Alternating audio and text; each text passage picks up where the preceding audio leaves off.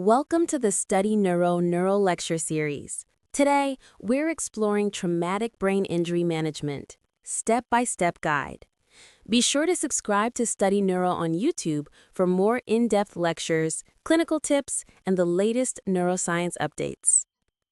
In this video, we'll guide you through the complete TBI care pathway, starting with pre-hospital management at the scene, moving through emergency department assessment, acute and supportive care, surgical interventions, rehabilitation, and finally, prognosis and key takeaways. Whether you're a medical student, resident, or healthcare professional, this session will give you a clear, structured approach to TBI from the moment of injury to recovery. Let's get started. Traumatic brain injury, or TBI, happens when an external force damages the brain, affecting its structure or function. Injuries can be direct, like the impact itself, or secondary, caused by complications afterward. Common causes include traffic accidents, falls, assaults, and sports-related trauma. TBI can be mild, moderate, or severe, and symptoms vary widely. Worldwide, it's a leading cause of death and long-term disability. That's why acting quickly and managing these injuries properly is so important. When it comes to traumatic brain injury, the care a patient receives before reaching the hospital can make all the difference. Pre-hospital management acts as the first line of defense against complications that could worsen the injury. Emergency responders follow established ATLS principles to stabilize the patient, make critical decisions, and prepare for transport. These early interventions don't just affect survival, they can also have a lasting impact on recovery and long-term outcomes. When assessing a patient with traumatic brain injury, the primary survey guided by ATLS principles is essential. The focus is on the ABCDEs. First, securing the airway while protecting the cervical spine. Then, ensuring the patient is breathing adequately and receiving enough oxygen. Next comes circulation, controlling bleeding and supporting blood flow to maintain brain perfusion. A quick neurological check, looking at the level of consciousness and pupils, helps identify urgent issues. And finally, a thorough exposure and examination ensures no injuries are missed. Prioritizing these steps early helps prevent hypoxia, maintain cerebral perfusion, and set the stage for better outcomes. When managing a traumatic brain injury right at the scene, the first priority is protecting the spine. Always assume a cervical injury until proven otherwise. Use a rigid collar and spinal board, and be careful to limit neck movement, especially when securing the airway. Next, focus on oxygenation and ventilation. Give high-flow oxygen using a non-rebreather mask, and if the patient has a GCS of 8 or below, intubate promptly. Avoid hypoxia and hypoventilation, and only hyperventilate if there are clear signs of brain herniation. Finally, control any bleeding early to prevent shock. Apply direct pressure to scalp wounds, establish 2 large bore IV lines, and maintain a systolic blood pressure above 90. Use isotonic fluids first, but be ready to give blood products if there's significant hemorrhage. Remember, even a single episode of hypotension can worsen outcomes, so early intervention is critical. When managing a patient with traumatic brain injury, rapid and safe transport can be life-saving. Patients with a GCS of 12 or less, suspected intracranial bleeding, or those needing neurosurgical or ICU care should be moved quickly to a specialized trauma center. Remember, time is brain. Delays can lead to irreversible damage. Before transfer, it's crucial to stabilize the patient's airway, breathing, and circulation. Always maintain cervical spine precautions, using collars or spine boards as needed, and minimize any movement of the head and neck. During transport, continuous monitoring is essential, and clear communication with the receiving team, sharing the patient's GCS, pupil status, and vital signs, ensures everyone is prepared for prompt care on arrival. When assessing a trauma patient in the field, speed and clarity are everything. For a quick neurological check, we often use the AVPU scale. It's simple: alert, response to voice, response to pain, or unresponsive. This gives a rapid snapshot of consciousness without needing a full Glasgow coma scale, which can take longer.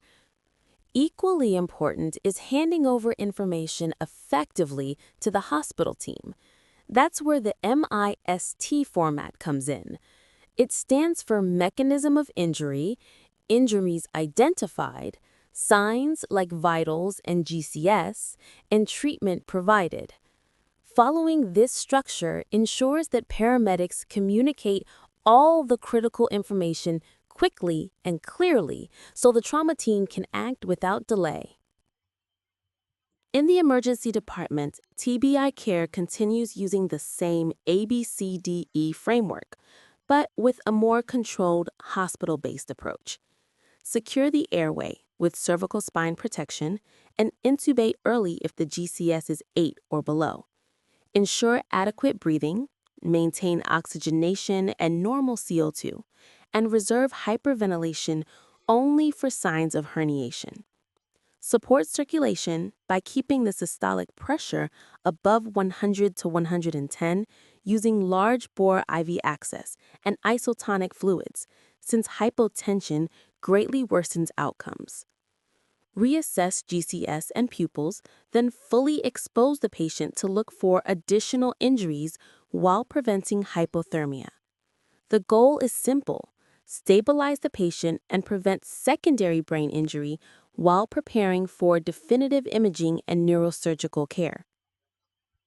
In the primary survey, we focus on quickly identifying 6 life-threatening conditions. These include airway obstruction, which blocks ventilation, and tension pneumothorax, where rising intrathoracic pressure collapses the lung and causes shock. An open pneumothorax disrupts normal ventilation, while a massive hemothorax fills the chest with blood and leads to hypovolemic shock.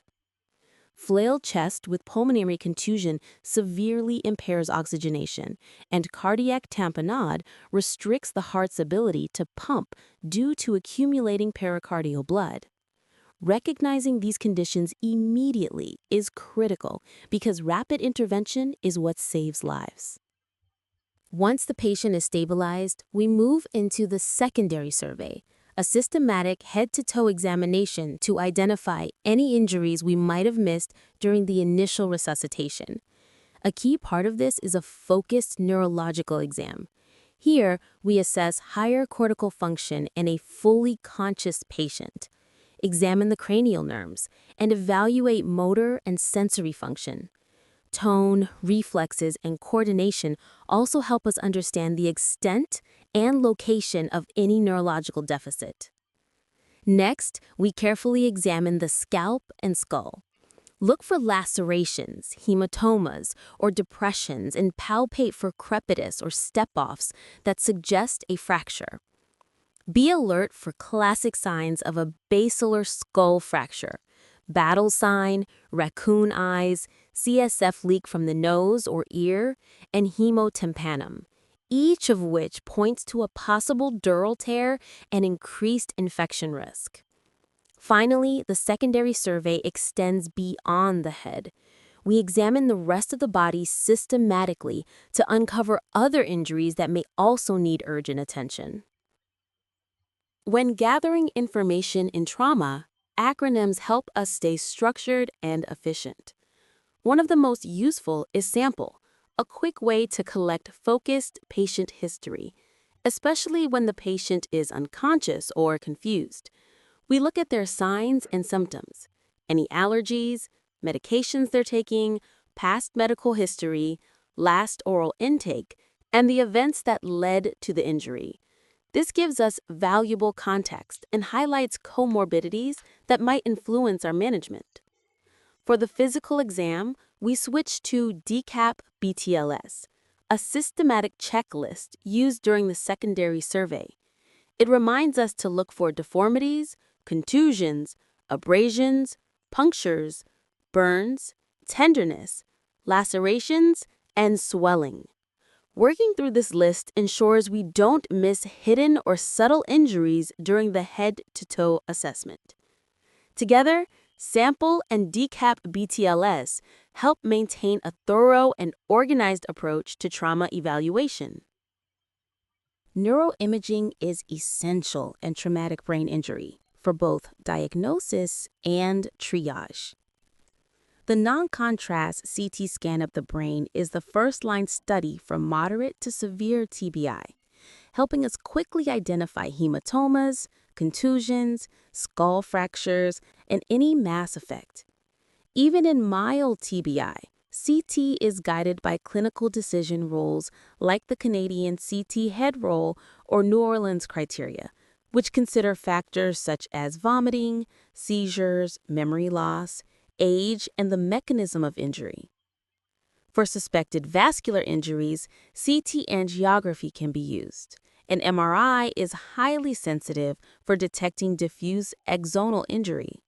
However, MRI is not typically performed in the emergency setting because of time constraints and limited availability. In short, imaging choices are guided by the severity of injury, clinical findings, and the need for rapid intervention. The Canadian CT head roll and New Orleans criteria help decide when to perform a CT in mild head injuries. The Canadian rule uses GCS 13 to 15 with high and medium risk factors, while New Orleans applies to GCS 15 with 7 simple warning signs guiding safe and efficient imaging. When we classify a traumatic brain injury, we're really trying to answer 3 big questions. How sick is this patient? What should we do right now? And who is at risk of getting worse? The Glasgow Coma Scale is our foundation for this. It evaluates eye-opening, verbal response, and motor response, giving us a quick snapshot of brain function. A score of 13 to 15 suggests a mild injury, 9 to 12 indicates moderate TBI, and 8 or less signals severe TBI, where the patient often needs airway protection and urgent neurosurgical evaluation. What's crucial is not just the number, but the trend.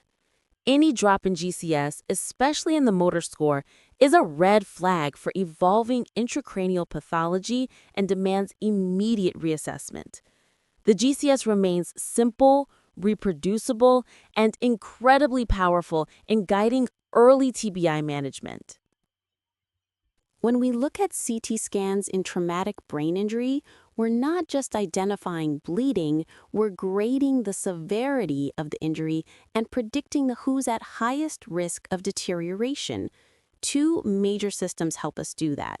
The Marshall classification focuses on whether the injury is diffuse or due to a mass lesion, and it pays special attention to midline shift and the status of the basal cisterns, key markers of raised intracranial pressure. The Rotterdam score builds on this by adding specific features like basal cistern effacement, epidural hematomas, and the presence of subarachnoid or intraventricular blood. Across all systems, the red flags are consistent: a midline shift greater than 5 millimeters, compressed or absent cisterns, and large hematomal volumes. These findings identify patients who need aggressive monitoring and often early neurosurgical intervention. This slide shows both the Marshall and Rotterdam scoring systems. Marshall describes injury patterns on CT, while Rotterdam assigns points to key features for a mortality-focused assessment. Together, they turn CT images into structured, clinically meaningful information that helps guide management and predict outcomes. In managing severe TBI, monitoring is key to detecting complications early, guiding ICU care, and evaluating how well treatments are working. Core monitoring includes frequent neurological exams, tracking GCS, pupil response, and motor strength to catch subtle changes. Invasive intracranial pressure monitoring using either ventriculostomy or intraparenchymal probes helps us keep ICP below 22 mmHg and maintain cerebral perfusion pressure in the optimal range of 60 to 70. In specialized ICUs, advanced tools like brain tissue oxygen monitoring and cerebral microdialysis provide even more detail, detecting hypoxia or metabolic crises before clinical deterioration occurs. By combining these approaches, clinicians can respond proactively and tailor care to prevent secondary brain injury. Definitive management of TBI depends on severity, and it's important to remember that most cases are managed non-operatively. Mild TBI patients, with a GCS of 13 to 15, often need observation or can be safely discharged with clear instructions to watch for vomiting, seizures, worsening headache or confusion, and to avoid alcohol, driving, or contact sports until fully recovered. Moderate TBI, GCS 9 to 12, requires hospital admission for close neurological monitoring, serial GCS assessments, repeat imaging if symptoms change, and vigilance for delayed hematomas. Severe TBI, GCS 8 or below, demands ICU-level care with continuous neural monitoring, airway protection via intubation and ventilation, and careful intracranial pressure management using head elevation, sedation, hyperosmolar therapy, and maintaining cerebral perfusion pressure above 60 mmHg to prevent secondary brain injury. Raised intracranial pressure is a major cause of mortality and morbidity in TBI, and each management strategy targets a specific mechanism. Head elevation to 30 degrees improves venous drainage, while sedation lowers metabolic demand and cerebral blood flow to help control pressure. Osmotic agents like mannitol or hypertonic saline draw fluid out of brain tissue, and controlled hyperventilation temporarily reduces CO2, causing cerebral vasoconstriction and lower cerebral blood volume. In refractory cases, barbiturate coma can suppress brain metabolism. Ventriculostomy provides continuous ICP monitoring and allows cerebral spinal fluid drainage to relieve pressure. For seizures, short-term anticonvulsants such as phenytoin or levetiracetam may be used early, while long-term therapy is reserved for patients who actually develop post-traumatic seizures. In TBI care, supportive management is all about protecting the brain while maintaining systemic stability. First, hemodynamics. Avoid hypotension at all costs, using crystalloids for resuscitation and norepinephrine if a vasopressor is needed, because even brief drops in blood pressure worsen outcomes. Next, respiratory support. Aim for PaO2 above 100 and PaCO2 in the normal range, avoiding routine hyperventilation, and use lung protective ventilation strategies to reduce ventilator-induced injury. Prevent complications like ventilator-associated pneumonia with head-of-bed elevation, oral care, and sedation breaks. Other key elements include temperature control, aggressively treating fever and maintaining normothermia while managing shivering, and glucose management, keeping levels between 140 and 180 to prevent both hypoglycemia and hyperglycemia. In TBI patients, Lung protective ventilation balances lung safety with brain protection, using sedation to reduce metabolic demand and keep patients synchronized with the ventilator.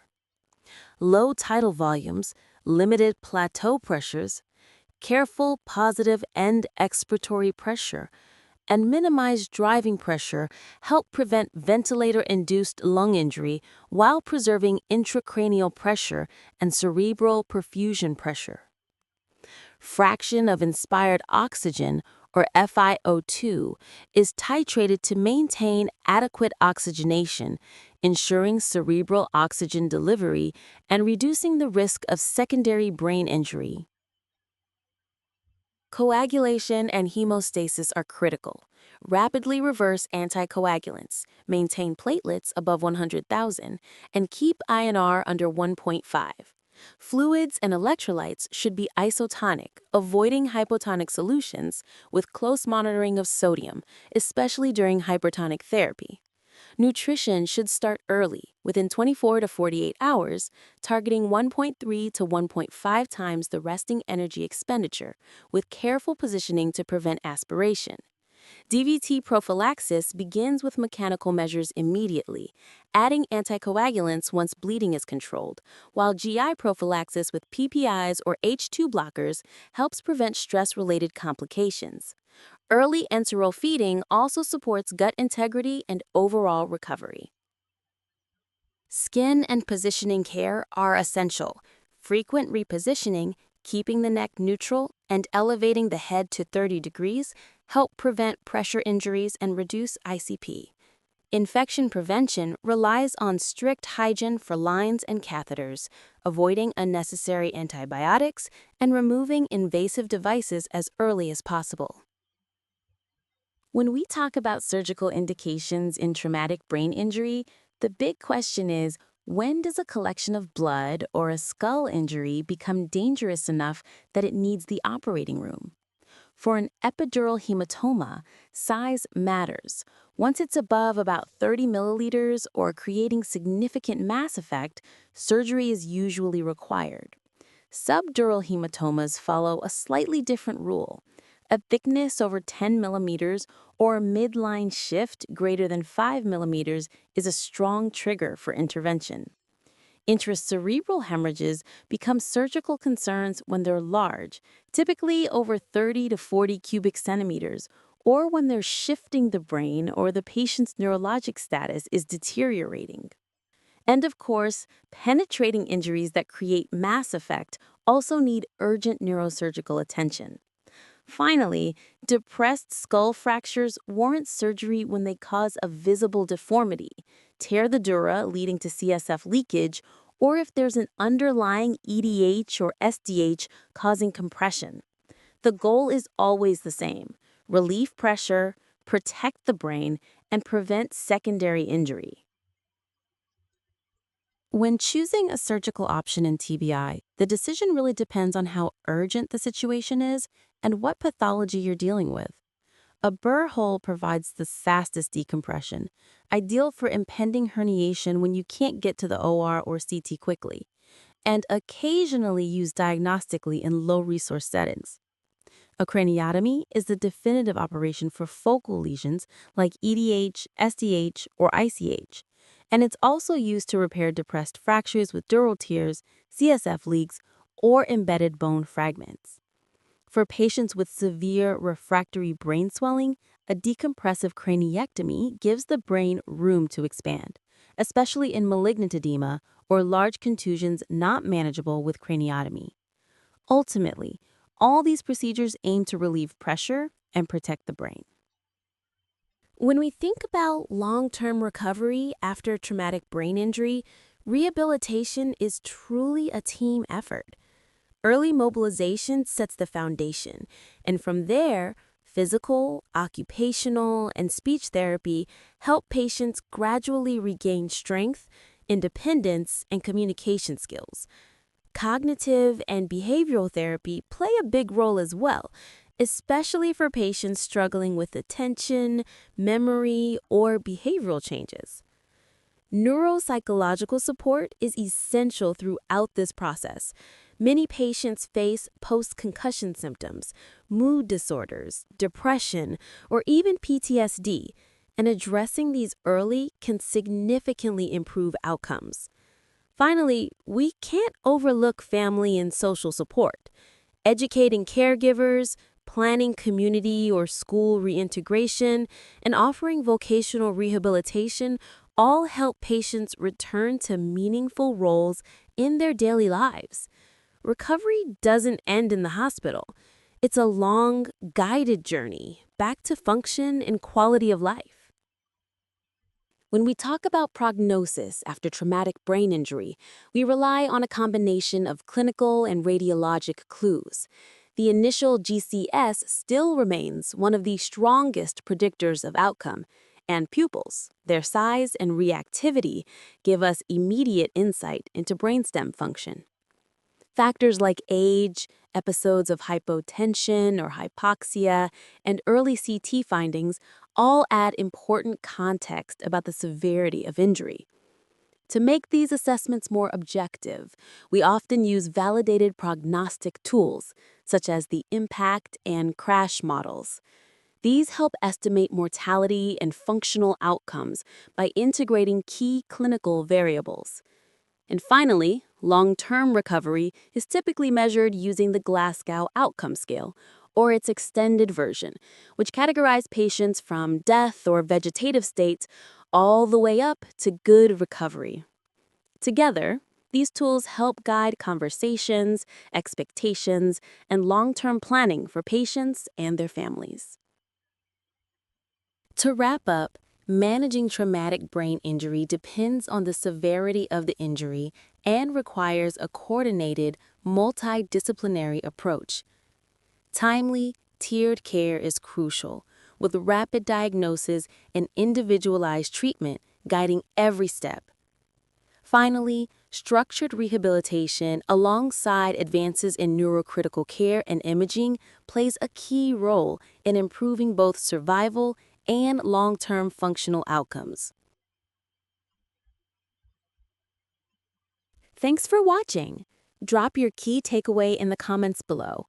Don't forget to like, share, and subscribe at youtube.com/studyneuro for weekly videos on neuroscience and neurosurgery.